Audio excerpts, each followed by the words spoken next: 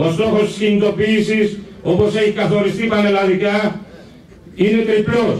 Πρώτον, να αποκρουστεί η σφοδρή κυβερνητική επίθεση στο πενιχρό εισόδημα της φτωχής αγροτιάς που εκδηλώνεται με την επιβολή απανωτών χαρατσών και βαριών φόρων. Δεύτερον, να ανατραπεί η αντιαγροτική κοινή πολιτική της Ευρωπαϊκής Ένωσης που μετά τα σκληρά αντιαγροτικά μέτρα τα οποία θα γίνουν ακόμα πιο χειρότερα με την αναθεώρηση της κοινής αγροτικής πολιτικής 2014-2020 οδηγεί τη μικρομεσαία αγροτιά της χώρας μας σε μαζικό ξεκλήρισμα για να συγκεντρωθεί η γη και η αγροτική παραγωγή στα χέρια λίγων μεγαλοαγροτών καπιταλιστών που δραστηριοποιούνται στον πρωτογενή τομέα της οικονομίας.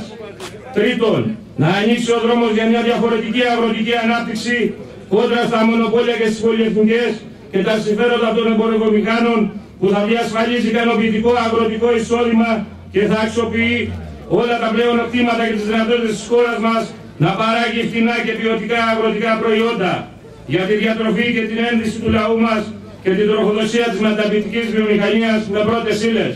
Καλόν αγώνα, συνάδελφοι!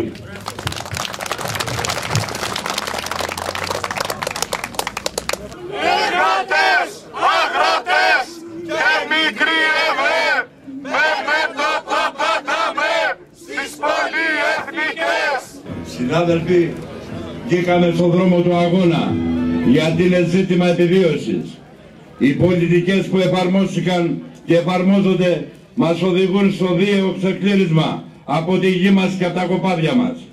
Κανείς μικρομεσαίος αγρότης δεν πρόκειται να επιβιώσει.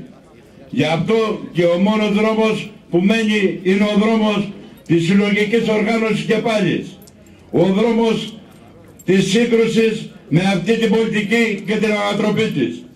Οι εξαγγελίες της κομματικής κυβέρνησης δεν ικανοποιούν ούτε στο ελάχιστο τα αιτήματα της αγωνιζόμενης αγροτιάς.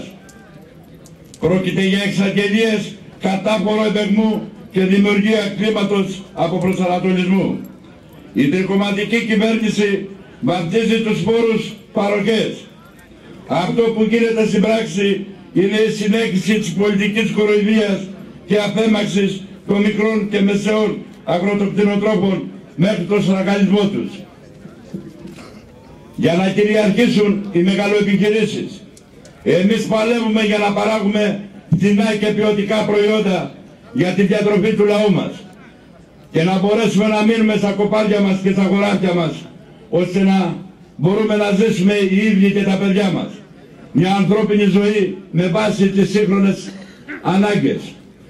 Τούτο το αγροτοκτηνοτροφικό κίνημα, το οποίο μέρα με τη μέρα συσπυρώνεται, σήμερα είναι με το ενωτικό συλλαλητήριο της αγροτιάς, αύριο θα είναι άλλο συλλαλητήριο με όλους τους φορείς. Θα είμαστε κάθε μέρα σε δράση, λιθαράκι το λιθαράκι, συντεταγμένα να φτάσουμε στο στόχο μας. Και με τα 5 γράμμια μυαλό που διαθέτω σας λέω τούτο, ότι εμείς οι τσοπάνιδες όταν βελάζει το κοπάδι μας το πάμε σε καλό λιβάδι. Σας εύχομαι καλούς αγώνες.